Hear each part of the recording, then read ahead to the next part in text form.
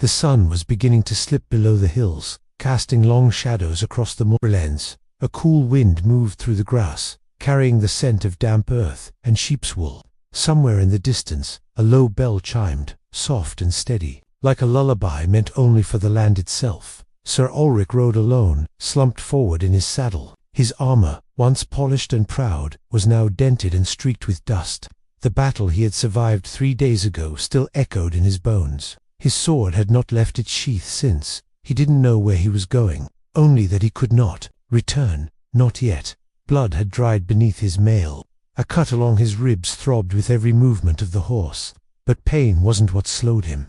It was weariness, deep and old, an exhaustion that no night's rest had ever truly soothed out ahead. The hills parted like a curtain drawn back. Nestled between them, wrapped in mist, was a small stone cottage. No banners flew from its roof. No guards stood at its door. Smoke rose in a slow ribbon from a crooked chimney. It was not safety he hoped for, only quiet. The horse stopped without command. Ulrich slid to the ground with a wince. His boots sank into soft moss. A sheep bleated nearby, startled, and trotted off toward a small wooden pen. Before he could knock, the door opened. A woman stood in the threshold.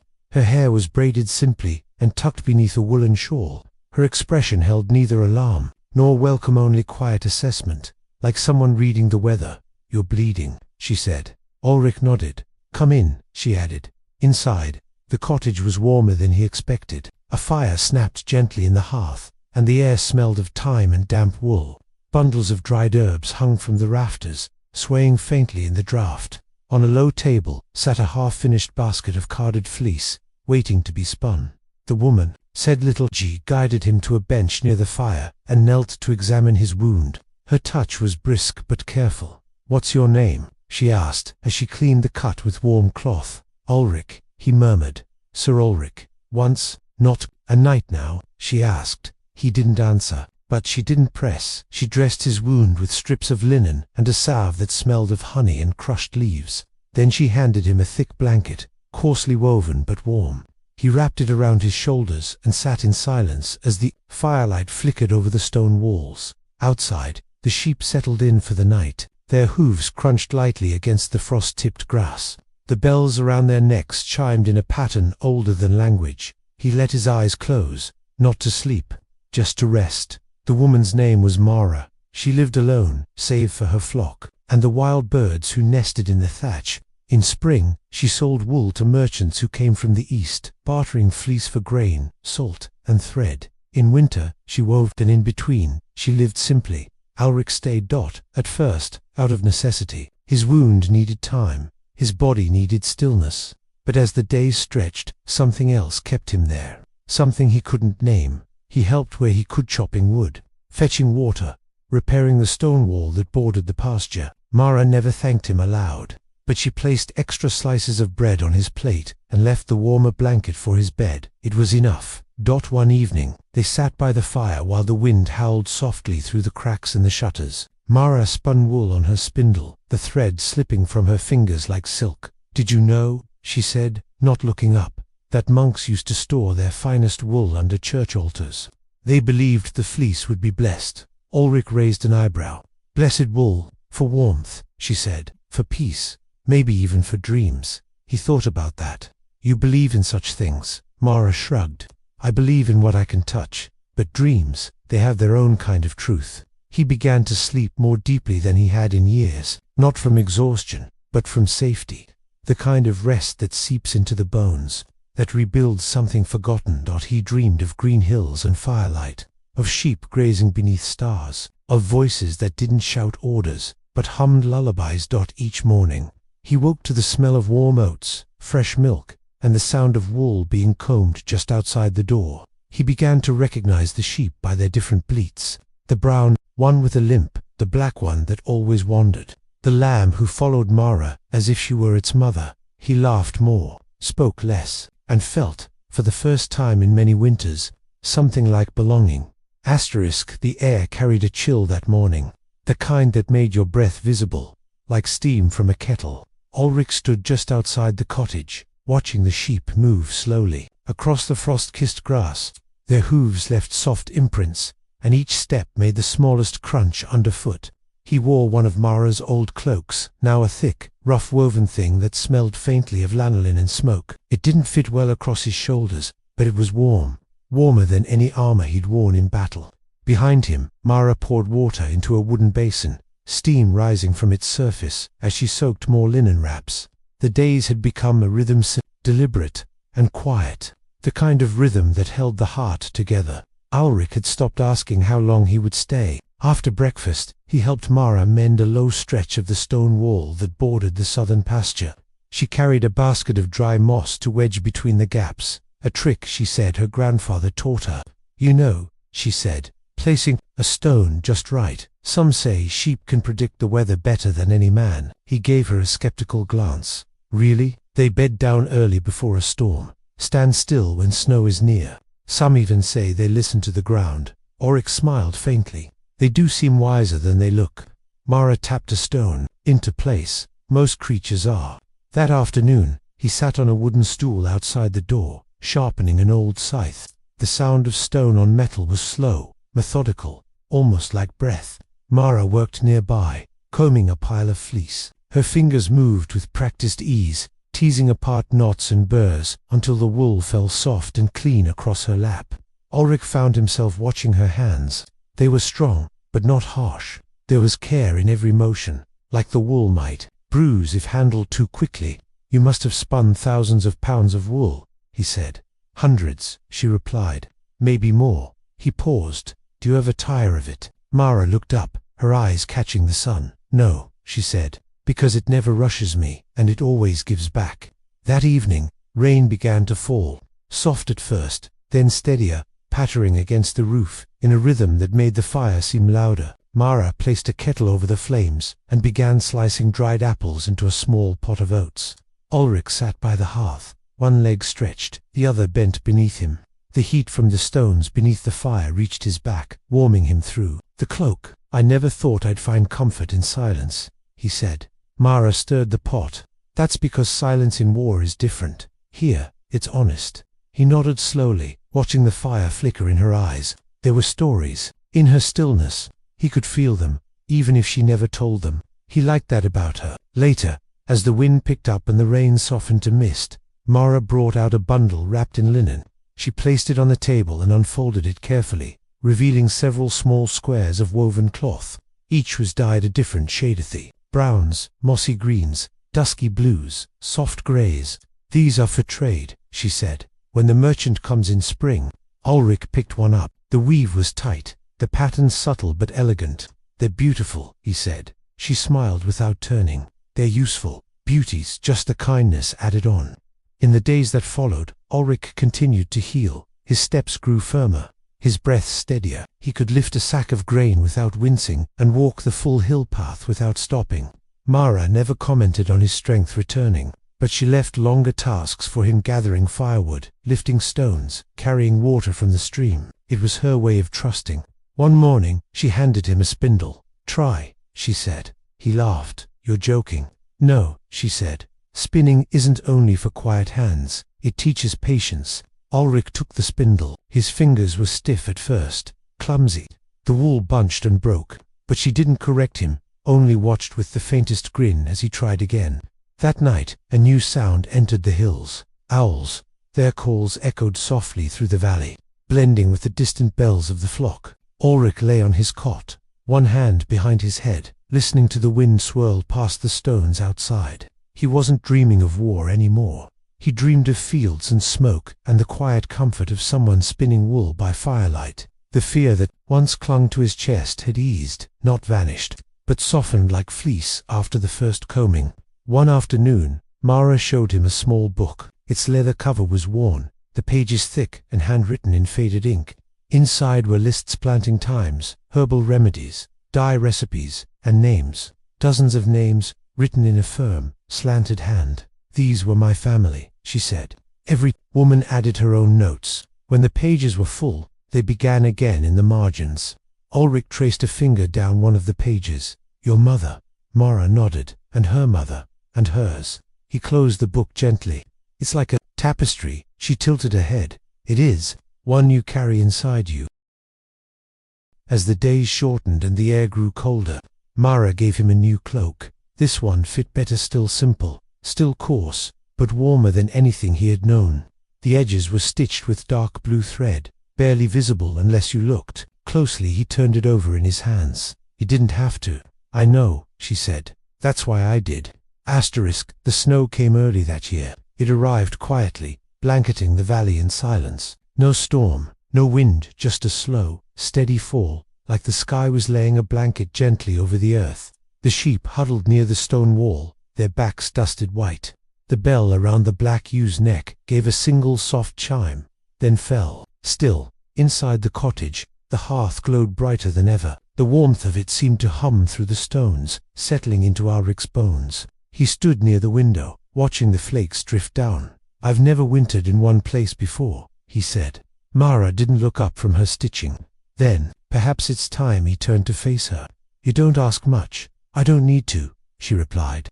There was no accusation in her voice, no expectation, just a quiet knowing.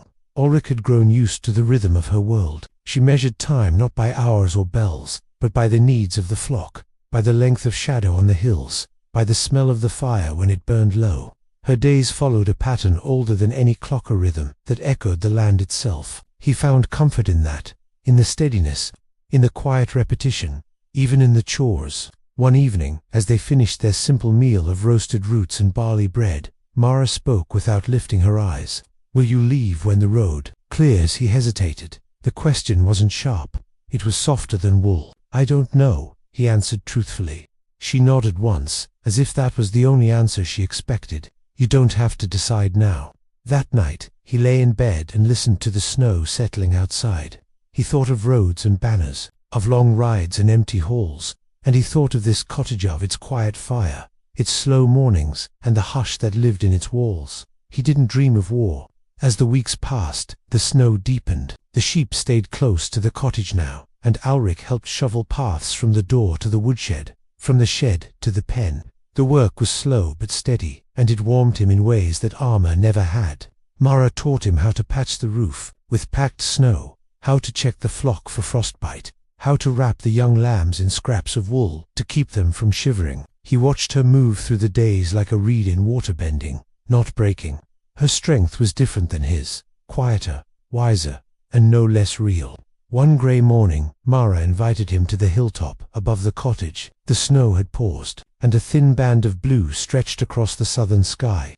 They stood in silence for a while, overlooking the flock and the valley below. In the far distance, they could see the faint line of a frozen river, glinting like glass. "There's a tree just beyond that ridge," Mara said, pointing. "An old hawthorn. Some say it's been there for 1,000 years. He looked out toward the place she meant. "It's twisted now," she continued, "but it still blossoms in spring." 1,000 years, he murmured. She nodded. "It's lasted through war, drought, fire. Still, it grows." They stood quietly together, their breath fogging the cold air. Ulrich's voice was low. "I don't know if I was meant to last that long." She glanced at him. "Maybe you were meant to grow again." That night, Ulrich carved again. Another figure, this time not a ram, but a woman in a long cloak, a spindle in her hands. He didn't show it to Mara, not yet, but he kept it in the chest beside his bed, beside the woolen pouch that held dried herbs and the thread she'd dyed in summer. He didn't know what it meant, only that his hands had wanted to remember. By late December, the nights were long and deep. Darkness fell before supper, and the stars often blinked out behind thick clouds. But inside the cottage, the fire danced merrily, and the scent of rosemary and wood smoke wrapped around them like another blanket. Mara showed him how to make candles with sheep tallow and a braided wick. "They don't smell sweet," she warned, "but they burn slow. That's what matters in winter." He dipped each candle patiently, layer by layer, until the wax cooled and hardened. The process reminded him of forging a blade, but gentler, simpler. "You're good at slow things," she said one evening, watching him work. "I never thought I would be," he said. She smiled. Time changes the hand. The eve of the new year arrived with stillness. No bells, no banners, just a sky full of stars and a fire lit in honor of what had passed. Mara placed a bundle of herbs on the coals, juniper, mugwort, and dried sajand. The scent filled the room with something ancient. "We burn the old year to make room for the new," she said. They sat together, wrapped in their cloaks, watching the smoke rise toward the ceiling. Ulrich closed his eyes. He felt no fear for what lay ahead, only wonder that he had made it this far. The days after the new year felt quieter than the ones before. Even the sheep moved more slowly, their hooves muffled beneath layers of snow. A hush had settled over the valley, the kind that made every sound feel sacred, the creak of the cottage door, the bubbling of the pot on the fire, the rustle of wool beneath Mara's hands. Ulrich noticed it most in the mornings. He would wake before sunrise, not with urgency, but with stillness, the kind of waking that comes without fear, the kind that lets you lie back down, just to listen to the frost whispering across the glass. One morning, as the first light crept through the shutter, Ulrich found Mara at the loom. Her shawl was wrapped tight across her shoulders, and her hands moved with steady grace. The shuttle passed back and forth in silence, the wool growing beneath her fingers like a landscape unfolding line by line. "What will it be?" he asked softly. "A blanket," she said, "for spring." He stepped closer, his voice thoughtful. "Seems a long way off." She paused, then smiled. "That's why I start now." The snow began to melt, slowly, not all at once, but in trickles. Icicles wept against the edges of the roof, and small paths of dark earth reappeared like buried memories. Ulrich followed one such path toward the river, where the ice had cracked and drifted apart in lazy sheets. He sat on a stone there, watching. The water moved. In the army, winters had been cruel. They'd camp in the open, eat hard bread, and wake with frost clinging to their cloaks. Here, winter had been something else, harsh, yes, but generous in its slowness. It had given him time, space, silence. He ran a hand through his beard, now fuller, a bit grayer than he remembered. There was a peace in that, too. That evening, Mara placed a small pouch beside his seat at the fire. It was sewn from coarse linen and tied with a strand of dyed wool. "What's this?" he asked. "Chamomile, lavender. A bit of crushed hops," she said. "Sleep herbs, for your saddlebag, when the road calls again." Ulrich looked at the pouch, then at her. "You still think I'll go?" "I think you're the kind of man who carries silence with him, not stays in it." There was no sadness in her voice, only truth. He tucked the pouch into his cloak. Later that week, the first lamb of the season was born. It arrived before dawn, just as the sky was turning, the color of old pearl. Mara had woken first, then roused Ulrich with a firm hand on his shoulder. "The black away," she said. "She's ready." They hurried out into the frost, their breath steaming. The away lay near the edge of the pen, her sides heaving slowly. Mara knelt beside her, murmuring words too soft to hear. Ulrich stood nearby, unsure if he should speak or simply watch. Then, without warning, the lamb arrived wet, trembling, and impossibly small. It bleated once, high and uncertain. Mara caught it in her arms and rubbed it briskly with a wool cloth. Ulrich stepped forward, awed. "It's so ... quiet." "They all are," she said. "At first, then they find their voices." For the next few days, he visited the pen often. The lamb followed its mother closely, its legs still shaky, but growing stronger by the hour. Ulrich found comfort in its clumsy movements, in its innocent gaze. He even laughed, once really laughed, when it toppled into a patch of thawed mud and looked absolutely betrayed. Mara caught him watching. "You're different," she said. "Since when?" "Since the lamb, since the snow, since you first picked up the spindle." He didn't argue, because she was right. One evening, he took out the carved figure again, the one of the woman with the spindle. He set it on the table beside the fire and waited. Mara noticed. "Of course, she always did." "You made that?" she asked. He nodded. "I thought of you." She picked it up, studying it in the firelight. Her fingers traced the grooves in the wood, the curve of the cloak, the twist of the spindle. "It's lovely," she said. "I didn't know if I should give it to you," he admitted. "Didn't want to assume." Mara smiled. "Then let's say you left it behind." The days grew longer. Each sunrise came a little earlier. The snow melted from the highest hill. The flock wandered farther from the cottage, and the green returned to the valley. Spring hadn't fully arrived yet, but it was near, and with it, the question returned, would he stay, or would he go? Ulrich hadn't answered, not even to himself. He still woke early, still helped with the chores, still sat beside Mara in the quiet hours after dusk. But some part of him, some small, restless corner had begun to stir. Mara noticed. Of course she did. She didn't ask. She didn't need to. The wind had changed. It was still gentle, still cool, but it no longer bit at the skin the way it had in December.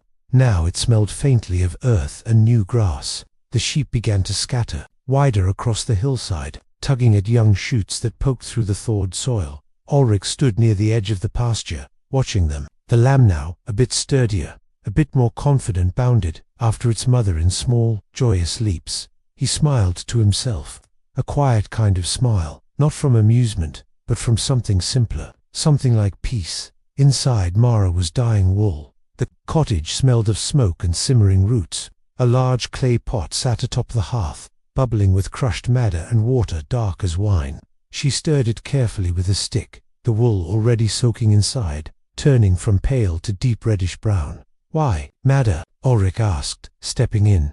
"It holds color well," she said. "Even after years. Some say it was used to dye the robes of kings." He crouched beside her, watching the fibers slowly drink the color. "Did you ever sell to nobles?" Mara shook her head. "I sell to travelers, mostly to those who pass through and want to carry warmth with them." He nodded and didn't say it, but he wondered, was he one of those travelers? Later that day, he helped her hang the wool to dry on a line stretched between two old posts outside the cottage. The red fibers dripped steadily, sending thin trails of pink into the grass. He touched one strand gently. "It's beautiful. It's strong," she said. "That matters more." He didn't argue, because he knew it was both. In the evening, they sat by the fire, as they always did. The light flickered over the walls, casting long shadows that danced along the stone. Mara was carding wool, slow strokes that made a soft, rhythmic sound. Ulrich sipped from a mug of hot mead she'd made from honey and herbs. The warmth seeped into his chest. "I used to think the only purpose of rest was to prepare for the next battle," he said. "Now I wonder if battle was ever meant to be the purpose at all." Mara looked up. "Then perhaps this place has done its work." He nodded, and that silence, once again, held something tender between them. That night, the stars were clear. Ulrich stepped outside before sleep. The sky stretched wide and velvet above him, scattered with pinpricks of light. The moon hung low, casting silver over the hilltops. He stood for a long time, listening to the world breathe. The sheep were quiet, the trees still. Only the occasional chirp of a night bird stirred the air, and in that stillness, he knew he would have to choose soon. Not just whether to stay, but who he wished to be the next morning. Mara handed him a folded piece of cloth. He unfolded it carefully. It was a square of woven wool, thick, soft, and dyed in deep colors. A dark blue, edged in the same red he had helped dye. In the center, a faint shape had been stitched, a simple ram, head bowed in motion. "It's a sign," she said. "Of what?" "Of where you've been," she replied. "So you remember, wherever you go." Ulrich held it in his hands. He didn't speak, because he couldn't. He spent the rest of the day walking, not far, just the outer edges of the pasture, the nearby woods, the ridge overlooking the old stone fence. Each step felt heavy with thought. He watched the way the trees swayed, the way the ground gave slightly beneath his boots. When he returned, the sun was nearly down. Mara was tending to the fire. She didn't ask, but he sat beside her and said softly, "I think I'm ready." She looked at him. "Then you'll leave?" He nodded. In the morning, there was no anger in her face, no surprise, only something quiet and sad and proud. That night, they spoke little. Just the usual: how the sheep would need watching come April, how the rains might bring new grass, how the lamb had begun to chew on the corners of the woven blankets. But between every word was something unspoken, a kind of farewell that didn't need saying. Ulrich lay in bed, awake longer than usual. His thoughts weren't loud, just present, a gentle awareness of change, of ending. And of beginning. The dawn came gently. The sky turned from indigo to soft pearl, streaked with pale gold at the edges. Ulrich rose before the birds began their morning calls, dressing quietly, folding the woolen cloth Mara had given him, and tucking it carefully into his pack. He didn't wear armor, only the traveling cloak she'd made, with the blue-stitched seams and the scent of wood smoke still clinging to the fabric. He stood by the door for a moment, looking at the fire that still glowed in the hearth. The little wooden ram sat on the mantel. He considered taking it, but left it where it was. Some things belong to a place, not a person. Outside, the pasture was quiet. The sheep looked up at his footsteps, but didn't stir. The lamb bleated once and then returned to its mother's side, already growing larger and more sure-footed than when it had first arrived. Mara stood near the path, her shawl wrapped tightly around her shoulders, hair catching the morning light. "I warmed oatcakes," she said, "for the road." He smiled and accepted the bundle wrapped in cloth. "Thank you for everything." Mara's eyes held his. "You already thanked me," she said, "every day you stayed." He looked down for a moment, unsure of what else to say. Then he stepped closer and pressed something small into her hand, a wooden figure. This one freshly carved, a standing sheep with its head slightly tilted. "For your shelf," he said. She closed her hand around it, the corners of her mouth lifting but not quite forming a smile. He walked a while before looking back. The cottage was still visible at the edge of the trees, the smoke rising in a soft grey ribbon above the roof. Mara had already turned back inside, and then, slowly, the path curved, and the hills folded the place away from view. The road was quiet. It wound between thawing fields and narrow woods, past streams still half frozen and trees just beginning to bud. Birds sang above him, their calls shy but hopeful. For the first few miles, Ulrich didn't think at all. He simply walked, feeling the way his boots pressed into soft earth, listening to the creak of leather and the hush of wind through early leaves. His breath came easily. His shoulders didn't ache beneath a blade. There was no battlefield ahead, only the next place at midday.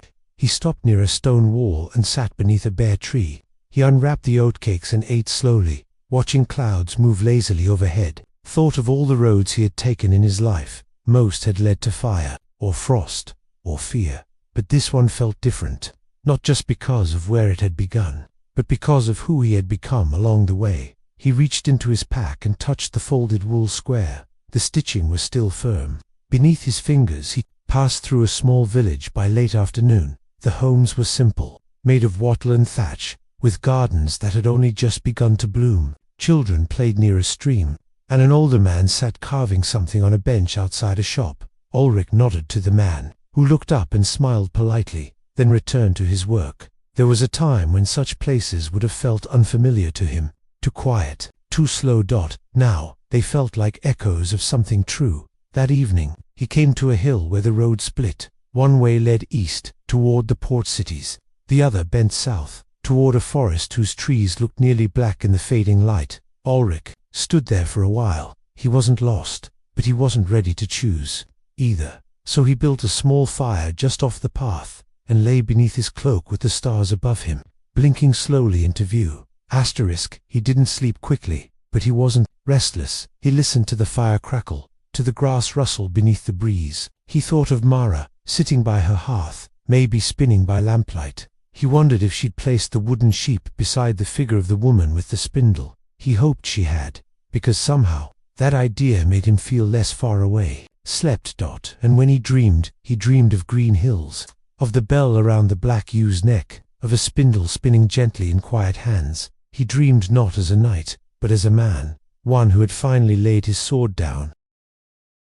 The morning was wrapped in mist. It rolled gently over the hills and across the winding road, softening every edge until the world felt made of whispers. Ulrich rose slowly from his bed of grass and moss, brushing dew from his cloak. His fire had burned low to embers, and the sky above was a pale, luminous grey. He stood for a moment, letting the silence settle around him. The only sound was the soft chirp of a bird just waking somewhere in the nearby thicket. It felt like the world was still asleep, and he didn't want to wake it. He chose the southern path, not for any reason he could name, just instinct. The way the trees curved, the way the breeze moved through the branches, the way the ground sloped gently downward like a welcome. The forest greeted him with silence, not the cold kind, but the peaceful kind, the kind where every step feels respectful, where even the birds wait before they sing. The road narrowed to little more than a trail, overgrown in places, veiled with hanging vines and lichen-covered stones. Ulrich moved slowly, listening to his own footfalls, to the crunch of twigs, to the shifting hum of insects waking beneath damp leaves. By midday, the trees opened to reveal a clearing. At its center stood a crumbling stone chapel, half covered in ivy, its roof long fallen, its windows open to the sky. Moss crept up its walls like an offering. No bell, no cross, no signs of worship on his stillness. Ulrich stepped carefully into the ruins. The floor inside was damp and cracked. The altar toppled to one side, but a sense of calm clung to the air. He imagined travelers once stopped here, to pray, to rest, to breathe. He sat on a low wall and pulled out a piece of bread Mara had packed. The wool square lay folded in his satchel, near his side. He placed it on the stone beside him just for a moment, like placing memory beside presence as he ate. He heard footsteps, light, deliberate, coming from the edge of the trees. A young man, emerged no older than 20, dressed in traveler's garb, with a wide-brimmed hat and a lute slung over his back. He stopped when he saw Ulrich, but didn't draw back. "Mind if I join you?" he asked, his voice friendly, cautious. Ulrich nodded. "There's room." The young man stepped into the chapel and lowered himself to the mossy wall across from Ulrich. "You a pilgrim?" he asked. "Not exactly," Ulrich replied. The man smiled. "Same." They sat in silence for a while before the stranger spoke again. "Do you know what this place used to be?" he asked. Ulrich shook his head. "It was a chapel for shepherds," the young man said. "Not for mass or sacraments, just a place to rest. They'd gather here when storms came. Some even left carvings in the walls." He gestured toward the back, where faint etchings could be seen in the stone's simple shapes. Sheep, walking sticks, stars. Ulrich rose and ran his fingers gently over one. "I know someone who would like this," he said quietly. The young man watched him, then added, "They say if you sleep here under moonlight, your dreams are carried by the old bells even, though there's no bell tower left." Ulrich smiled softly. "A good dream is worth believing in." As the sun lowered, they shared a small fire. The young man whose name was Emery played a few quiet notes on his lute, nothing loud or boastful, just soft, wandering melodies that stirred something warm in the air. "Do you always travel alone?" Emery asked. "I didn't always," Ulrich replied. "And now?" Ulrich looked at the fire. "Now I carry company with me." He didn't say her name, but he thought of Mara, of the scent of her herbs, of her voice, low and even, as she named each sheep at dusk. Emery nodded, like he understood. That night, Ulrich slept beneath the stars once again. The ruined chapel rose around him like a broken cradle, its walls cold but protective. He wrapped himself in his cloak, the wool square beneath his head, and let the quiet of the place cradle his thoughts. He didn't dream of battles, he dreamed of sheep bells, of a spindle turning in fearlige turn, of a life not left behind but carried forward by morning. Emery had already gone, only footprints in the grass remained. Leading eastward, Ulrich packed his things, folded the wool square carefully, and left a small carved ram on the chapel wall, just beneath the etched sheep, for the next traveler, perhaps for someone else who needed stillness. The road turned to mud. It had rained during the night, just a gentle drizzle, but enough to soften the earth beneath Ulrich's boots. Puddles gathered in low places, reflecting the sky like fractured mirrors. He walked slowly, stepping carefully, listening to the squish of soil, the distant call of birds, and the occasional rustle of branches. The forest had thinned now, opening two scattered meadows and streams that braided between the trees. Here the world felt newly washed, as if spring had taken a breath. Around midday, Ulrich reached a narrow wooden bridge. It crossed a slow-moving creek, clear and shallow, its bed filled with polished stones. He paused before stepping onto it, resting his hand on the weathered railing. Someone had carved initials into the wood, 2 sets, joined by a single heart. He smiled faintly, then crossed. On the other side stood a small shrine. It was nothing grand, just a wooden box on a stone post, filled with ribbons, dried flowers, and bits of colored glass. A tiny bell dangled from the top, and though there was no breeze, it gave a soft, delicate chime as he passed. He stopped and turned back to it. Inside, tucked behind a piece of folded parchment, he placed a tiny braid of wool from his satchel, dyed red, tied with blue thread, a piece of Mara's world, a quiet offering. That night, he reached a village by the edge of a hill. It was larger than the others, 2 inns, a mill, and a central square with a worn fountain in the center. Lanterns hung from beams above the walkways, their light flickering like fireflies as dusk crept in. He chose the smaller inn. It smelled of smoke and fresh bread, and the innkeeper, and older woman with silver hair braided down her back, welcomed him without question. "Been on the road long?" she asked. "Long enough," he replied. She smiled and handed him a key. "We get a few like you. Stay as long as you like. No questions here. The room was small but warm. A single bed, a wooden stool, a window that opened to the trees beyond. The edge of the village. He unpacked slowly, laying the wool square on the blanket, lighting the small candle on the table. He didn't feel lost, just ... far from something precious, but not in a painful way, in a way that meant he'd had something worth carrying. The next morning he helped a stable boy lift a cartwheel back into place. The boy had been struggling, muttering under his breath, and Ulrich, passing by with a loaf of bread in hand, stopped without thinking. "You'll need to brace it," he said, crouching. The boy nodded, surprised, and together they pushed it upright, steadying the axle. "Thanks, sir," the boy said, wiping sweat from his brow. "You, a soldier?" "Not anymore," Ulrich replied, then added, after a breath, "I was a shepherd once." The boy grinned. "You don't look like one." Ulrich looked down at his boots, covered in mud, and smiled. "I think I do." He stayed 2 days in that village, not because he had to, but because it felt right. He offered to mend a fence behind the inn, to carry water from the well, to help an old woman gather herbs from the forest path. Each task was small, simple, human. And each time someone smiled, not out of obligation but because they were glad for company. He had forgotten what that felt like. On the evening of the second day, a traveling peddler came to town. He set up a cart in the square, filled with glass beads, spools of thread, bells, wooden combs, and bits of lace. Ulrich browsed quietly, not looking for anything in particular, till he saw a spindle. It was old, carved from dark wood, the kind used for flax, not wool. But it reminded him of Mara's, the way her fingers had turned it, the quiet care in every motion. "How much?" asked the peddler. 3 coppers, the man replied. "It's not much to look at, but it spins clean." Ulrich paid and tucked it into his satchel, not because he needed it, but because carrying it felt right.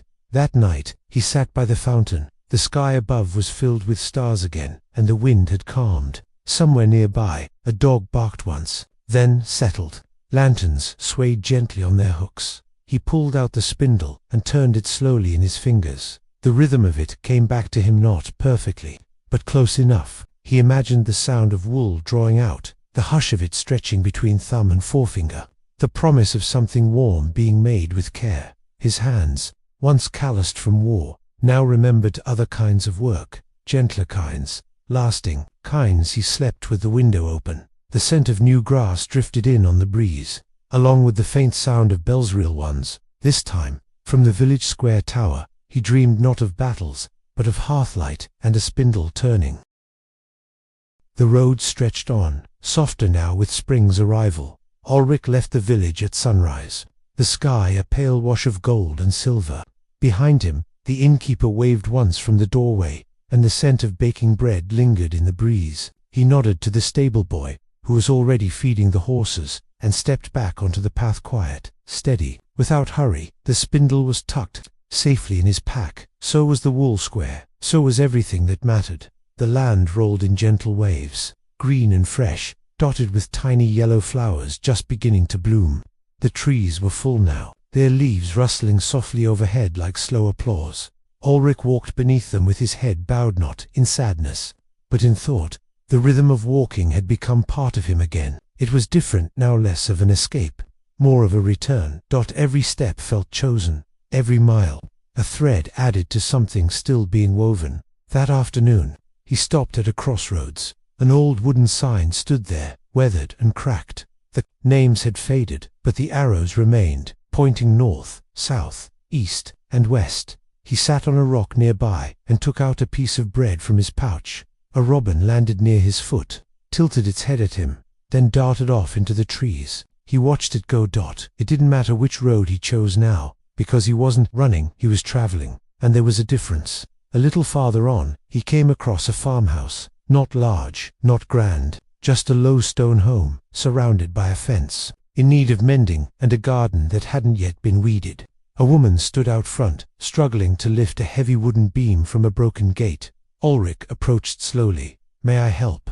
She looked up, surprised, then gave a small, tired smile. "If you've the strength." He stepped beside her and lifted the beam without effort, holding it while she slid a post into place. "You've done this before," she said. "Fences, gates, walls," he replied. All sorts of things. She looked at him curiously. A mason, I was. A knight, he said. Once. Ah, she said simply, then added, my husband was, too. Ulrich said nothing, only nodded. He stayed a few hours, helping her repair the fence, clear the weeds from the path, and draw water from the well. She offered him soup and a seat on the porch. He took both. She had children too, both away with cousins for spring planting. Her eyes softened when she spoke of them, her voice full of small memories. Ulrich listened. He didn't speak much about his own past, but when she asked where he was headed, he said, wherever the ground is soft, where people need hands more than swords. She gave him a fresh loaf of bread to take with him, and a jar of wildflower honey. Sweet things are rare, she said they should travel. That night, he camped beside a low stone wall, its purpose, long forgotten. Moss covered its surface. Ferns crept through the cracks. Somewhere nearby, a creek murmured beneath the moonlight. Ulrich lit a small fire and warmed the bread and honey. It melted slowly across the crust, the scent rising with the steam. He closed his eyes as he ate, not because he was tired, but because he wanted to remember it fully. The sweetness, the quiet, the way the fire's light curved against the trees like a lullaby. Sleep came gently again, not from exhaustion, but from peace. No armor lay beside him, no blade, only the spindle, the wool square, a memory of sheep on green hills. And the thought that maybe, just maybe, he could build something again, something lasting. Morning arrived with the scent of damp earth and birdsong. Ulrich stirred beneath his cloak, eyes blinking open to a sky painted with soft clouds and streaks of pale gold. The fire had gone cold, leaving only a ring of white ash and blackened wood. He sat up slowly, stretching the stiffness from his shoulders. The honey jar still sat unopened beside his pack. He smiled faintly, remembering the farmhouse, the kindness. In that woman's voice, kindness left trails he'd learned. Not marks you could see, but ones you could follow. He walked most of the day. The path curved gently through the hills, past meadows where bees buzzed among purple thistle and tall grasses whispered in the wind. He passed a fallen tree, half covered in mushrooms and moss, and paused to rest in its shade. As he sat, he took out the spindle, turned it slowly. There was comfort in the motion, in the weight of it, in the idea that even something as small as a spindle could shape something whole if you gave it time. By late afternoon, he heard voices, children, laughing somewhere up ahead. He slowed his pace and rounded a bend to find a group of them crouched in a field, collecting spring flowers into small bundles. A young girl spotted him and stood, brushing off her apron. Are you the shepherd? She asked. Ulrich blinked. Was the children gathered around him, curious, not frightened, only wide-eyed. Do you know how to whistle to sheep? One boy asked. Yes. Can you tell when they're lying down to sleep? Another chimed in. He nodded again. I can't. They all smiled, satisfied. One girl handed him a flower. For your pocket, she said shyly. Shepherds should always smell of spring. The village nearby was small, just 6 cottages, a chapel, and a single inn with a sign that read the Bell and Blanket. It hung crooked above the door, swinging softly in the breeze. The innkeeper was a stout man with kind eyes and flower on his sleeves. You'll want the corner room, he said, handing over a brass key. It's quietest. There, looks out over the sheepfield. Ulrich tilted his head. There are sheep here. The man chuckled. Aye, though not many. Our last shepherd left for the coast. Young folk don't stay long. He spent that night on the edge of the pasture. It was small, just 15 sheep, mostly old, their wool thick with early spring growth. He leaned on the fence, watching them. As the sun dipped behind the hills, one of the sheep came close, resting its head on the post near his elbow. He reached out and scratched behind its ear. I remember this, he whispered. Not the war, not the roads, the silence, the presence of another living thing, breathing beside him. That evening, the innkeeper's wife served leek stew and thick brown bread with melted cheese. You'll stay the week? She asked. I might, Ulrich replied. She nodded, unsurprised. Folk usually do. He ate slowly, the candle flickering beside his bowl. The air smelled of thyme and wood smoke. From somewhere in the kitchen came the sound of a kettle, gently beginning to boil. The kind of sound that made a place feel lived in. The kind of sound that said, you are welcome here. He slept deeply. The room held a softness the road could never offer. Not just the mattress beneath him, but the way the wind rustled through the shutters, the warmth of the wool blanket over his shoulders, the faint bleating of sheep in the distance, he dreamed of nothing. Not because there was nothing to dream, but because there was finally, truly, peace. In the morning, he woke before the sun, stepped outside with the spindle in his hand and the cool breeze brushing against his face. The sky was pale, the stars almost gone. He turned the spindle once, twice, and smiled. The village was slower than most. Here, no one hurried, no carts rattled by at dawn. The baker's door opened when the sky turned blue, not before. The sheep wandered between the pasture and the lane, sometimes stopping right in the middle of the road, and no one minded. Ulrich liked that. It reminded him of the cottage, of Mara, of the way time softened when no one was rushing to control it. That morning, after a quiet breakfast, he wandered past the chapel. It was small, stone-built, and crooked at the bell tower. A man stood outside, hammering a new latch onto the gate. He looked up as Ulrich passed, looking for someone. "No," Ulrich said gently. "Just walking." The man set down his tools and wiped his hands on his apron. "You've the look of someone who knows how to fix a fence." Ulrich smiled faintly. "I've fixed a few." The man pointed to the sheep pasture, where the fence leaned like an old man in the wind. "We'd pay you in bread and honey. Maybe a bit of coin." Ulrich looked at the fence, then nodded. He worked through the afternoon. The wood was dry and cracked in places, but sturdy underneath. He pulled up broken posts, hammered new ones in place, and reset the railings. The sheep kept their distance, at first, then edged closer, curious about this quiet stranger with careful hands. By dusk, it stood upright again, not perfect but strong. The man from the chapel brought him a bottle of cider and a small parcel of cheese. "Thank you," he said. "They'll sleep better tonight." Ulrich looked at the sheep, then at the sunset painting gold across the hilltops. "So will I."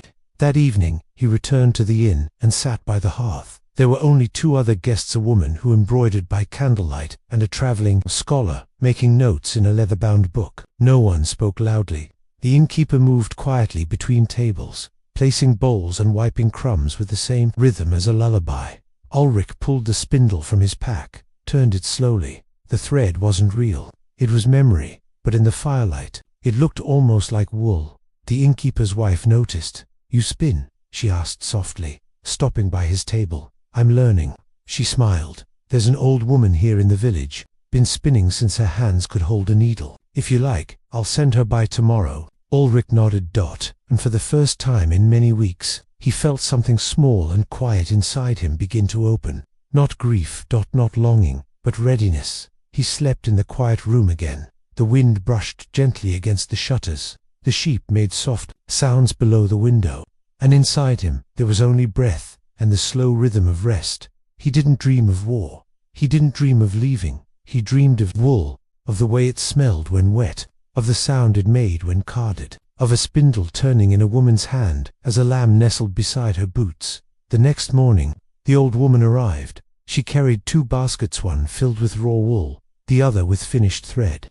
Her back was slightly bent, but her hands were steady, her voice warm. "You want to learn?" she asked. "I do," Ulrich said. She nodded once. "Then you'll sit, and you'll listen. Spinning's not fast, and it's not loud, but it's honest." And so, he sat. She taught him gently how to tease the fibers apart, how to twist the spindle just right, how to keep tension without pulling, how to feel when the wool wanted to twist, and when it wanted to rest. They spoke little, only the occasional word, a correction, a quiet good when he got it right. By mid-morning, he had a small length of thread curled beside his palm. It wasn't beautiful, but it was his. The woman packed her things to go, leaving him with a small bundle of unspun wool. "I'll return tomorrow," she said, "if your hands remember." He watched her walk down the lane, slow and steady, then sat again with the spindle and let his hands remember. The wool was soft beneath his fingers.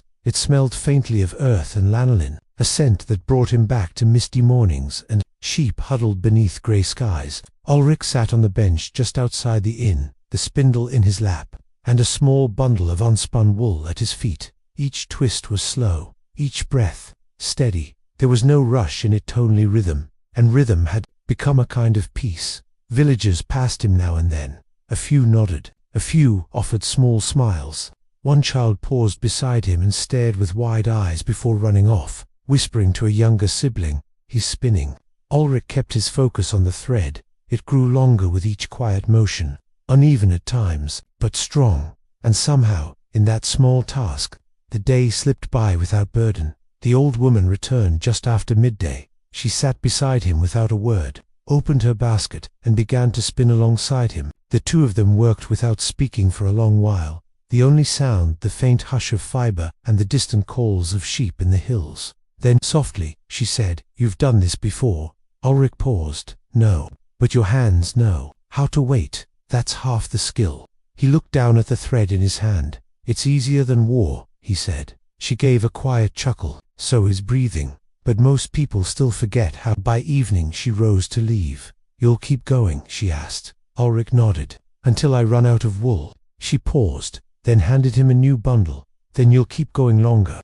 And, just like that, she disappeared down the path, her shawl swaying in the wind, her basket lighter. That night, Ulrich stayed out long after sunset. He sat beneath the stars with the spindle in his hand, his feet tucked beneath the bench, the wool nestled beside him like something sacred. He thought of Mara, of the way her hands moved without hesitation, of how she never rushed a word or a stitch, of the red dye soaking into warm water, of the little carved ram she'd placed on her shelf. He didn't know if she thought of him, but he knew, deep in his chest, that her quiet had changed him, not with grand words, but with presence. The next morning, he visited the chapel again, not to pray, but to sit in its garden. There, tucked behind the altar, was a small stone bench, overgrown with ivy, dappled with sun. He sat there for a long time, listening to the bees drifting lazily between the blossoms. He took out the spindle and spun. He wasn't in a hurry. He wasn't trying to become anything. He simply was.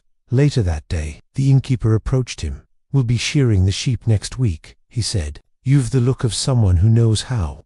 Ulrich nodded. "I'd be glad to help." The man smiled. "You're not like most travelers." "No," Ulrich said quietly. "I suppose I'm not traveling anymore." He meant it. For the first time, he wasn't on his way somewhere else.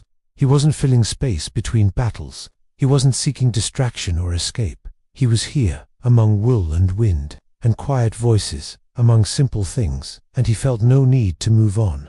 Not now, not for a while. The day of the shearing came with soft light and steady hands. A pale sun broke through morning clouds as villagers gathered at the edge of the pasture.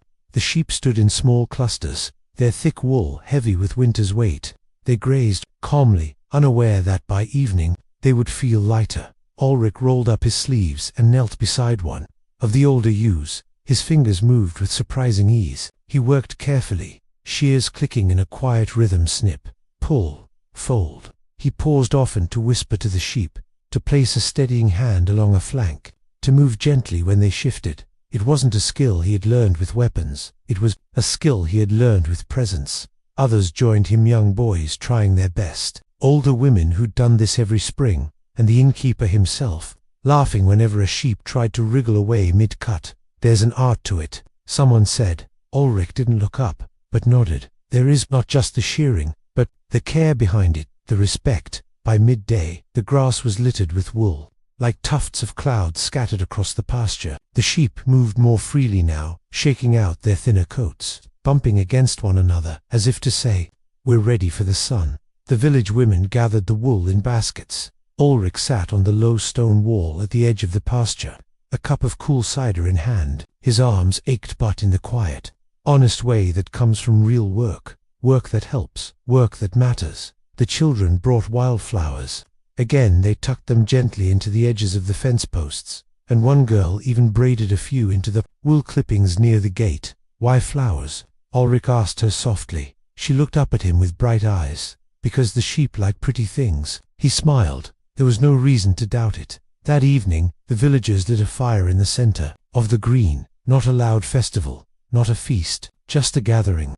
Bread was shared, and warm soup passed in bowls. Someone played a wooden flute, and the notes drifted like wind over grass. Ulrich sat beside the old woman who had taught him to spin. She worked her spindle even here, her fingers never idle. "You've taken to this place," she said. "I have." She nodded, not surprised. "You've got the heart for stillness." He looked at the fire dot, at the children chasing fireflies in the growing dark, at the sheep resting nearby like white stones on the hill. "I didn't always," he said. "But now?" she asked. He was quiet for a moment. Then softly, "Now, I want to stay." The innkeeper raised a toast sometime after dusk. "Two quiet things," he said, "and the people who keep them." The villagers clinked cups. Ulrich didn't say anything. He only smiled and raised his cup and let the warmth settle into his chest like a promise. That night, sleep came easily. The wind was soft, the sheep were still, and Ulrich, once a man of war, once a wandering soul, now lay beneath a wool blanket in a village where his name was spoken with kindness and not fear. He didn't dream, he didn't need to, because this peace, this simplicity, no longer a dream, it was home.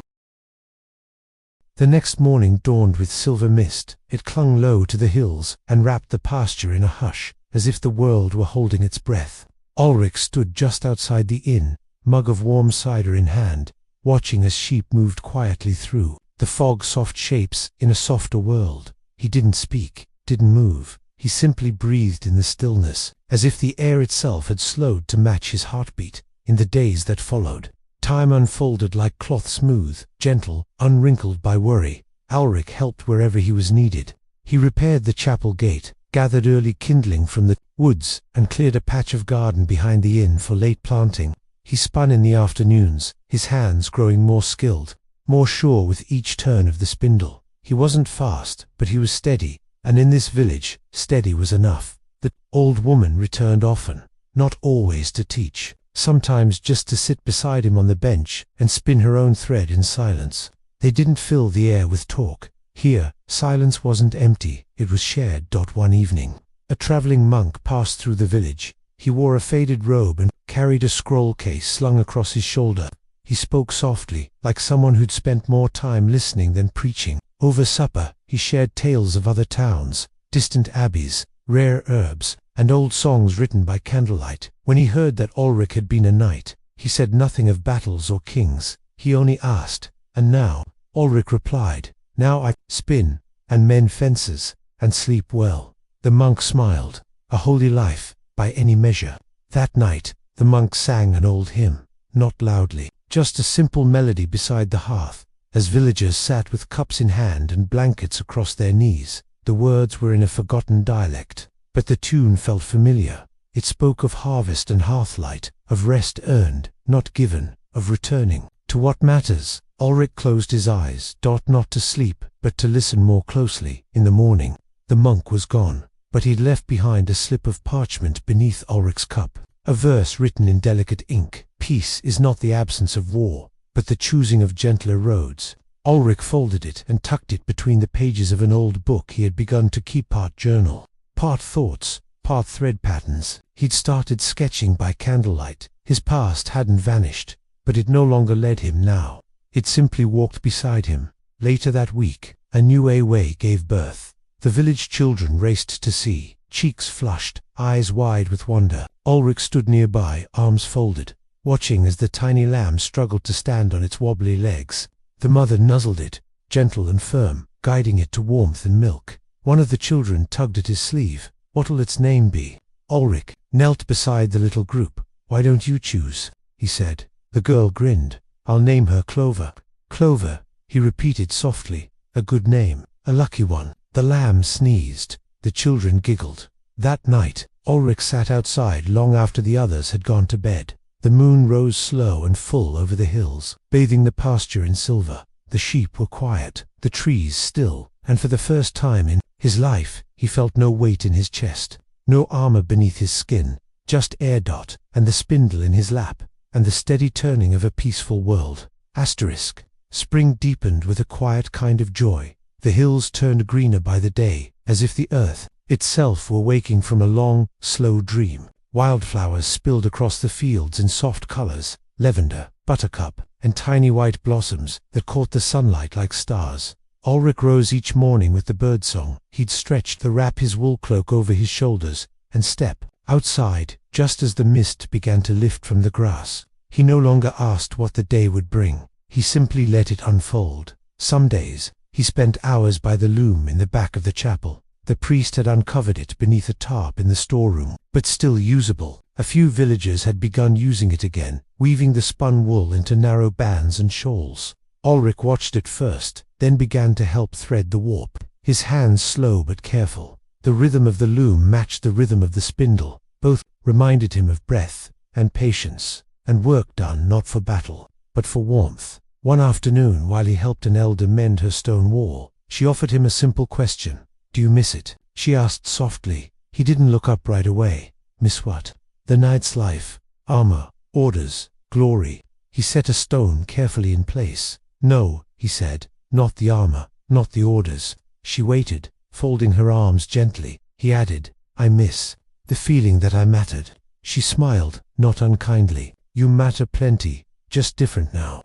He looked at his hands, scraped, dirt-lined and warm from effort. She was right, and something inside him finally believed it. By the week's end, he had begun carving again. Nothing grand, just small wooden animals for the village children. A fox, a lamb, a curled-up dog with ears too large and a nose too round. The children loved them, ran around pretending they were alive, giving them names, tying bits of thread as collars. When they asked where he learned to carve, he simply said, "From someone who understood stillness," and left it at that. One evening, the sky turned soft with rain. Not a storm, just a curtain of mist falling in silence, soaking the grass, darkening the soil, and making the air smell clean and calm. Ulrich sat beneath the overhang of the inn porch, spindle in hand, the thread growing by inches in the dim light. The old woman passed him a cup of warm milk with honey. "You spin like someone who's listening," she said. "I am." To what? He turned the spindle slowly, then said, "To everything I once ignored." Sleep came easy again that night, not because the day had been simple, but because he had given all of himself to it and had asked for nothing in return. The spindle rested on the small table by his bed. The wool square was folded at his side, and in the distance the sheep rustled beneath the trees, sheltered, safe, and still. Summer crept in gently. The sheep grazed longer beneath a warmer sun. Bees hummed lazily around flowering hedges, and the trees swayed with full, dappled leaves. Mornings began earlier, with light slipping through shutters before the first rooster's call. Ulrich no longer counted the days. Time flowed like the stream near the chapel, steady, without rush, and he no longer felt behind it. He felt part of it. One morning, as he walked the pasture fence, he found Clover the lamb, born weeks ago, stuck gently between two slats. Her legs dangled awkwardly, and she gave a faint, indignant bleat. Ulrich smiled, crouched, and loosened the rails with careful hands. "There you are," he said softly, lifting her free. She shook herself, trotted 2 steps, then turned and nudged his knee before bounding back to the flock. He watched her go, and the warmth in his chest lingered long after she disappeared into the tall grass. Later that day, he helped the innkeeper rebuild the woodshed roof. The shingles had curled under the long winter and now hung loose along the edges. They worked side by side, neither of them saying much, save for the occasional nod or quiet comment about rain, nails, or the right angle of a beam. When they were done, the innkeeper leaned on his hammer. "You were made for more than war," he said. Ulrich looked at the sky, quiet for a while. "Funny," he replied. "I think I was made for this." The man smiled. "Then you're lucky to have found it." That evening, the village children asked Ulrich to tell a story. He wasn't used to telling tales. He'd heard hundreds in campfires and castles, but never told one himself. Still, he sat on the grass beneath the old ash tree, with fireflies blinking in the dusk and sheep rustling in the distance. The children circled him, eyes wide, fingers wrapped around stuffed animals and carved wooden lambs. He thought for a moment, then began. "There once was a knight," he said slowly, "who carried no sword and wore no armor." They leaned closer, but he guarded something more precious than gold. "What?" one of the little ones whispered. "He guarded peace," Ulrich said, and he smiled, because he realized, just then, he was no longer telling someone else's tale, he was telling his own. That night, he wrote in his small leather book. The page was rough beneath the nib, the ink slow to dry, but his hand moved without hesitation. He didn't write of battles or banners or broken kingdoms. He wrote of wool and sheep, of spinning and rain, of laughter around stew and firelight flickering on wooden beams. He titled the entry, "The Shape of Stillness." In the morning, he found a gift on his doorstep, a small bundle wrapped in dyed linen. Inside was a pair of woolen gloves, stitched with care, simple, soft, and warm. No note, no name, just kindness. He placed them gently beside his spindle, and stood a while at the doorway, watching the village stretch into its daycom, slow, alive. And he smiled, not because of the gift, but because of the life that gave it. By midsummer, the hills were golden at the edges, sunlight lingered longer in the evenings, and the fields shimmered beneath it. The sheep sought shade under trees, their wool thinner now, their movements slow and content. Ulrich often sat with them in the late afternoons, his back against the warm bark, eyes half closed, spindle resting loosely in his hand. It was quiet work, but it suited him, a rhythm of breath, of patience, of presence. One day, a small group of travelers arrived in the village, 3 merchants and a boy, bringing salt, dried fruit, and spools of dyed thread. They set up near the well, spreading goods across woven mats. Their voices were louder than the villagers were used to, but not unkind. Ulrich passed by, nodding politely, the youngest of the group. No more than 50. Him, is it true? He asked. You were a knight. Ulrich paused, then smiled softly. I was. The boy's eyes lit up. Did you ride in tournaments? Win battles? I rode, Ulrich said, and I fought. Did it feel glorious? Ulrich looked toward the sheep on the hill. Clover stood at the edge of the flock, watching them with quiet eyes. No, he answered gently, but it taught me what peace feels like by contrast. The boy blinked, unsure what to say. Then slowly, he nodded. Thank you.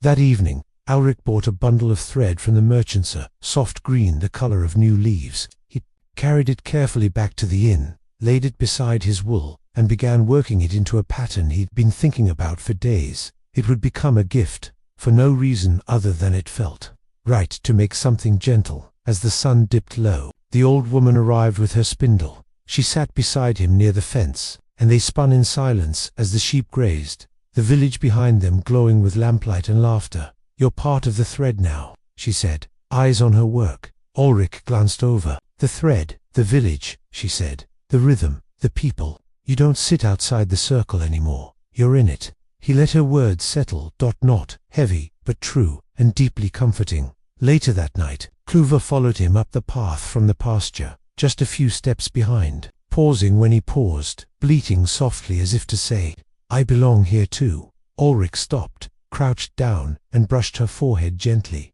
You do, he whispered, then turned and walked on, not looking back because he knew she'd follow. And she did. Sleep that night was deep and dreamless. The wool blanket held the scent of wild thyme. The spindle rested beside the green thread on the small table, and through the open window, the sound of night insects and a distant owl made the world feel whole and still. Peace was no longer a visitor. It had unpacked its bags and stayed. The mornings began to cool again, not sharply but enough that dew lingered longer on the grass, and the villagers added light shawls to their shoulders before stepping outside. The sheep stirred slowly, rising with gentle bleats, their breath faintly visible in the early chill. Ulrich walked the perimeter of the pasture, his boots damp with morning moisture. He'd begun doing this daily, not out of duty, but affection. These quiet creatures, soft and slow, had become his morning company. They reminded him of stillness, and stillness, he'd come to realize, was sacred. The loom in the chapel had taken on new life. A small group now met there twice each week, hands busy with thread, voices soft with shared stories. Ulrich helped prepare the room, sweeping the floor, adjusting the light from the windows, setting out baskets of wool and dyed yarn. He didn't speak much during those gatherings, but he listened to talk of gardens and grandchildren, of rainfall and bread rising too fast, of songs hummed under breath and threads chosen by instinct, not planned. It was all a kind of prayer, and he was learning to pray in his own way. That afternoon, a girl from the village brought him a gift. It was no bigger than his palm, a small carved sheep made from riverstone, polished smooth, with 2 tiny dots for eyes. I made it, she said shyly, hands behind her back. It's for you, because you're the shepherd now. Ulrich crouched to her level, accepting it gently. I don't know if I'm a real shepherd, he said. She grinned. You talk to them, you walk with them, you know their names. He looked at the stone sheep, then at her. Then I suppose I am. That night, he placed the carving on his bedside table beside the spindle and green thread, Bet his little altar of quiet things, things that didn't shout for attention, but whispered meaning into the dark, things that made sleep come easily. A few days later, he visited the edge of the woods with the old woman. She'd asked him to help gather dye plants, marigold, elderberry, walnut hulls. She walked slowly, cane in one hand, basket in the other, but her eyes were sharp. She showed him which leaves would yield golds and browns, which roots hid hidden colors, and how scent could sometimes tell what sight couldn't. They worked in easy silence. Occasionally, she'd point, he'd gather, and in time their baskets grew full. On the way back she spoke softly. Some people chase meaning in battle, others in books, but here she touched a sprig of marigold. It grows in the open. You just have to stop long enough to see it. Ulrich nodded. He understood now. You didn't have to go far to find peace. You just had to stop running from it. That evening, the first stars came early. Ulrich stood beside the pasture fence, arms resting on the top rail, watching the last light slip behind the hills. Clover was nestled near the others, her small body rising and falling with sleep. He didn't move, didn't speak. He simply stayed there, eyes open, heart still, until the sky deepened into velvet and the first breeze of night whispered through the grass dot. And when he finally stepped away, he felt no ache of leaving, because peace, now, came with him, wherever he walked. Harvest season arrived, with golden light and slow laughter. The village glowed in shades of amber and russet. Apples ripened, leaves turned brittle at the edges, and the scent of bread baking drifted through every lane. Children helped carry baskets of herbs, while elders measured grain with practiced hands. The air had changed cooler now, but not cold, just crisp enough to make everything feel like a beginning and an ending at once. Ulrich spent much of his time near the chapel, helping the priest hang bundles of lavender and rosemary to dry. He tied each with twine, careful not to crush the leaves, careful to preserve the quiet dignity of things that grow slowly. Everything smells like memory, the priest said once, smiling, and Ulrich agreed. Some memories weren't sharp like blades but soft like wool, warm like wood smoke. Those were the ones he trusted now. One afternoon, a wind arrived from the east. It rustled the sheep in their field, tugged gently at cloaks, and sent leaves skipping down the lane. The villagers paused often to look toward the sky, not in fear, just in reverence. There'll be change soon, the innkeeper murmured, watching the clouds drift low. Ulrich nodded, though he didn't ask what kind of change. He no longer needed certainty. He had peace, and peace didn't require answers. The loom now bore his work, a narrow band of green and gold thread, uneven in places, but strong.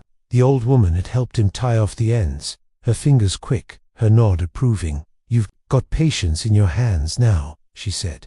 Ulrich smiled. "You gave it to me." She shook her head.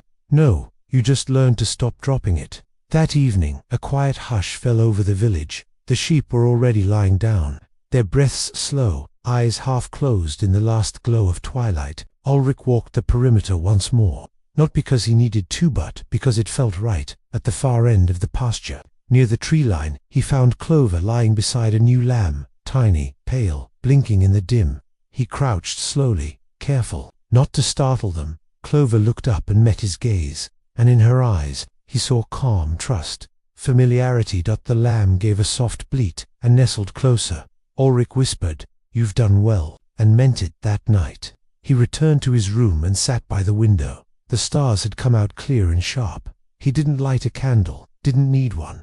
The night was enough. He pulled the green and gold woven band from the table and wrapped it once around his wrist. It held the weight of stillness, the shape of slow time, the mark of someone who no longer ran from silence, but welcomed it. He smiled, closed his eyes, and let the dark carry him gently toward sleep. The village slowed as autumn deepened. Days shortened, and the sun rose with a kind of shyness, casting golden slants through cottage windows before slipping low again behind the hills. Smoke curled steadily from chimneys. Scarves and woolen wraps reappeared, and the sheep grew quieter, gathering closer together in the evenings, as if instinctively sensing the turning of the year. Ulrich welcomed the change. Where once the closing of a season would have stirred restlessness in him, an urge to move, to escape, now it brought something different, a feeling of arrival. Each morning, He performed the same quiet rituals. He lit the small fire in the hearth, brewed a bit of tea with dried mint leaves, sat at the window with his spindle and turned the wool as light spilled in like honey dots. Sometimes Clover watched from the pasture. Sometimes the old woman passed by and gave him a nod that said, "Yes, you've learned well." Sometimes no one came, and that, too, was enough. One afternoon, a letter arrived, delivered by a wandering scribe who carried messages stitched into leather rolls, sealed with wax and twine. The letter bore no royal crest, no urgent mark, just a name written in a hand Ulrich hadn't seen in years. It was from an old friend in the order, a knight who had stayed behind when Ulrich walked away. The words were short, direct, but thoughtful. He spoke of peace treaties being signed, of old commanders retiring, of the war losing its shape, softening like steel left too long in sun. Then, one final line: "Wherever you are, I hope you've found stillness." Ulrich read it twice, then folded it carefully and tucked it into the back of his book. He walked that evening without his cloak. The air was crisp, but he welcomed the chill on his skin. The sky had turned to copper, and the leaves crackled beneath his boots. He passed the pasture gate and found Clover lying once more with her lamb. The little one had grown quickly, its legs steadier now, its ears tall and alert. Ulrich crouched near them, resting one hand on the wooden post. The lamb stepped forward, curious, and Ulrich extended his hand. Palm up. The lamb nuzzled it. A simple thing, but it meant everything. Back inside he carved another small figure.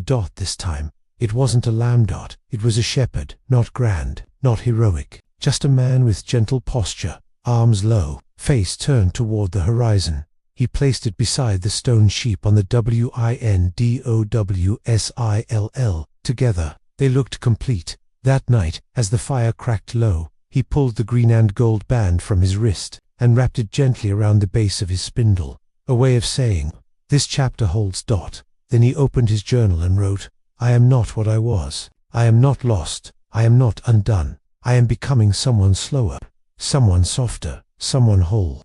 He closed the book, blew out the candle, and let the dark wrap around him like wool. The first frost came quietly. No fanfare, no warning, just a shimmer. Across the pasture at dawn, a thin silver veil that clung to the blades of grass and the wooden fence posts. The sheep stood close together, their breath rising in faint white clouds, peaceful and still beneath the pale sky.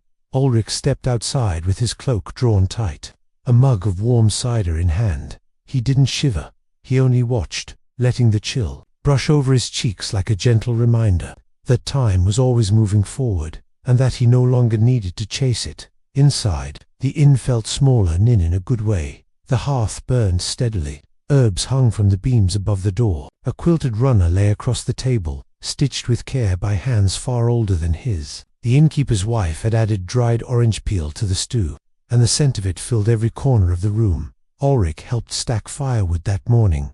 He did it slowly, carefully, not as a task to complete, but as part of the rhythm. Lift, place, straighten.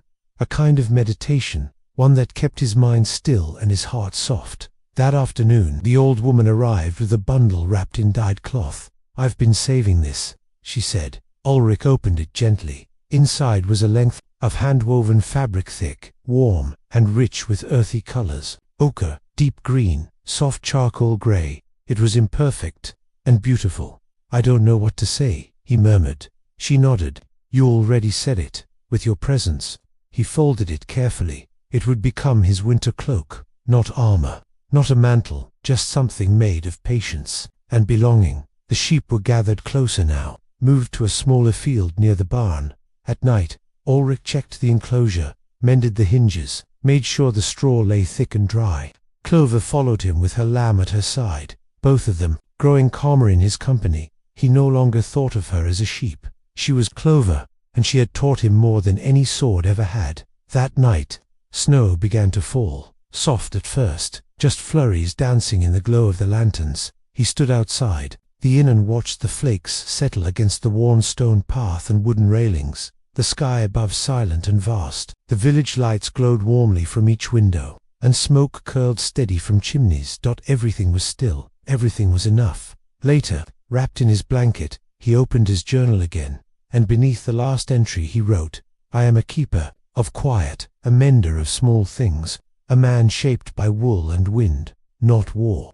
He paused, then added, "And I am no longer alone." He closed the book, set it on the bedside table, and let himself drift into sleep with the sound of snow on the roof, the sheep settling in the barn, and peace curled gently in the corner of his chest. The snow deepened over the next few days. Soft drifts built gently against cottage walls. Smoke rose straighter in the colder air. Even the sheep grew quieter, their movements slower, their wool now thick and full of warmth. Clover and her little one, now named Thistle by one of the children, stayed close to the barn, often lying curled together in the straw.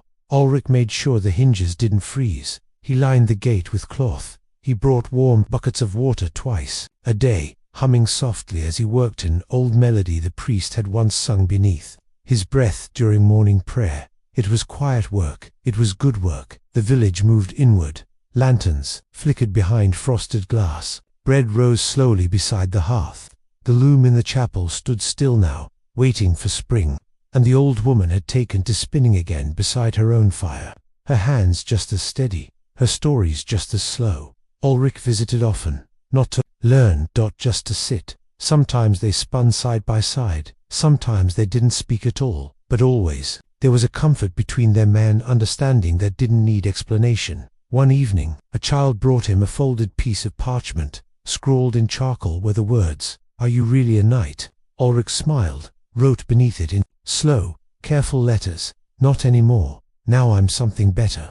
I'm a watcher of sheep, a mender of fences, a friend to stillness." He handed it back. The boy read it, then asked, "Will you teach me how to be that?" Ulrich nodded, "Yes, I'd like that very much."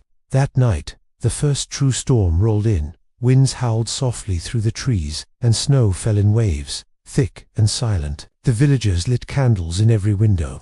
The chapel bell rang once, not in warning, but in tradition, a soft call to gather, to warm together in body and spirit. Ulrich helped guide a few of the elders from their cottages to the inn, lending his shoulder, steadying each careful step. Inside, the fire crackled bright. The table was full of stew, bread, and mugs of tea, sweetened with root syrup, and around it, people shared more than warmth, they shared belonging. Later, as the wind quieted, someone asked Ulrich to tell a story. He stood beside the hearth, and rested a hand on the back of a chair. "I could tell you about battles," he said softly, "of blades drawn beneath red banners, of cold armor and colder hearts." He paused, "But I'd rather tell you of a lamb, born on a grey morning, curious, clumsy, kind." The room was still, and how she taught a tired man to stay, to breathe, to listen. Someone near the back wiped their eyes. The fire crackled on. That night, when Ulrich returned to his room, the moon had broken through the clouds. It cast silver light across the windowsill, illuminating the small carved figures, the shepherd, the stone sheep, and now newly added the child's parchment. Folded neatly beside them, he sat at the edge of his bed and pulled the wool blanket up to his chest. There was no longing left in him, no restlessness, only the deep comfort of being exactly where he needed to be. By the end of the week, the snow had settled thick and still across the village. Paths were carved by careful feet. Chimneys puffed soft, grey ribbons into the sky. Even the sheep's pasture was silent, blanketed in white, with only gentle trails where hooves had passed through. The world had quieted, as if nature itself had pressed pause. Ulrich walked slowly through it, one gloved hand brushing the top of the fence. As he passed, each step was sure, each breath steady. This silence didn't unsettle him, it welcomed him. He visited the chapel that afternoon. Inside, candles burned low along the walls, and the air smelled faintly of rosemary and old wood. The priest sat quietly near the back, head bowed, hands wrapped around a steaming mug. Ulrich joined him without a word. After a while, the priest said, "Do you ever think of the sword?" Ulrich considered this, then answered honestly, "No, not the blade, but sometimes the weight." The priest nodded slowly, and now Ulrich looked toward the candlelight flickering on the stone floor. "Now I carry something softer, still heavy, but not hurting." Outside, children were building shapes in the snow, not castles, but sheep, lopsided and charming, with bundled scarves for tails and buttons for eyes. Clover stood nearby with Thistle, calmly watching, as if amused by the tiny snow versions of themselves. One of the children called out, "Look, Seer Ulrich, it's you." They'd shaped a shepherd with a crooked staff and a woolly cloak, made of twigs. He laughed, the kind of laugh that comes from deep in the chest. "Not heard often, but always true. Not bad," he said, "but I don't remember being that tall." That evening, the old woman brought him a spindle. It was worn smooth by decades of hands, darker from age and use. "This was my mother's," she said, "and hers before that." He looked at her, then at the gift. "Are you sure?" She smiled. "It's meant to be used, and you'll use it with care."